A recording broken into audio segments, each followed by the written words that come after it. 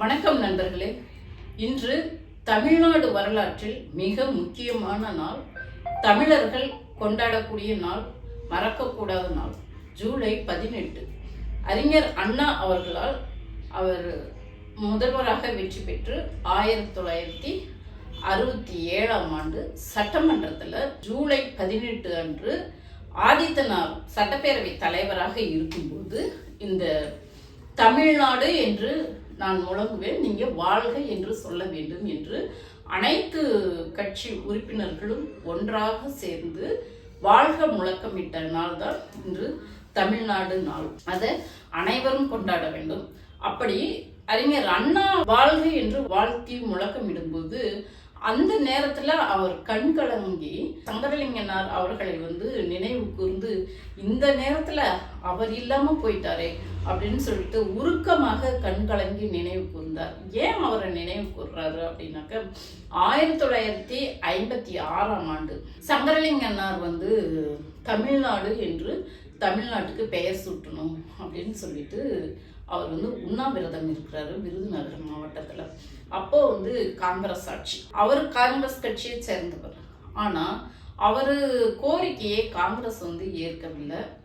மற்ற கட்சிகள்லாம் மாப்போ சிவஞானம் அவர்கள் மற்றும் காமராஜர், ஜீவானந்தம், அறிஞர் அண்ணா போன்றவர்கள்லாம், நீங்கள் உண்ணாவிரதம் இருக்க வேண்டாம், உங்கள் உடல்நிலைக்கு இது நல்லதில்லை, நிறுத்திக்கோங்க அப்படின்னு சொல்லிட்டு அவர்கிட்ட கோரிக்கை வைக்கிறாங்க. அப்போது அவர் ஏற்க மறுக்கிறாரு.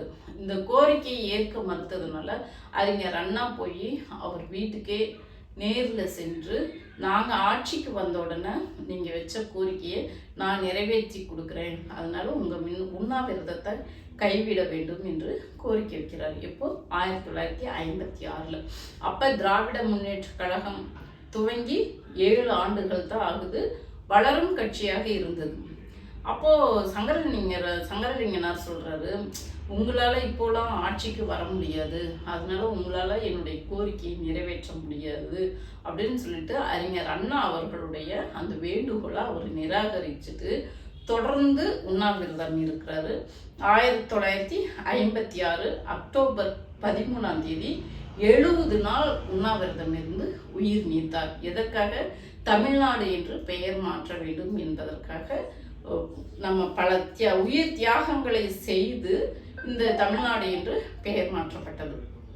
அவர் உயிர் நீத்து 11 ஆண்டுகளுக்கு பிறகு திராவிட முன்னேற்ற கழகம் ஆட்சிக்கு 1967 அறிஞர் அண்ணா அவர்களால் தமிழ்நாடு என்று தமிழ்நாட்டில் 3 சட்டமன்றத்தில் 3 முறை உரைக்க அறிஞர் அண்ணா தமிழ்நாடு தமிழ்நாடு என்று குரல் எழுப்பி சட்டமன்ற உறுப்பினர்கள்லாம் வாழ்க வாழ்க வாழ்க என்று கோஷமிட்டு அந்த தீர்மானம் நிறைவேறினது. அப்படிதான் இந்த தமிழ்நாடு என்ற பெயர் இன்னைக்கு நம்முடைய முதல்வர் ஜோசப் முதல்வர் விஜய் அவர்கள் நாங்கள் நவம்பர் 1 மெட்ராஸ் என்று அறிவித்த மொழிவழி மாநிலமாக பிரித்த நவம்பர் 1ஐயும் நாங்கள் கொண்டாடுறோம்.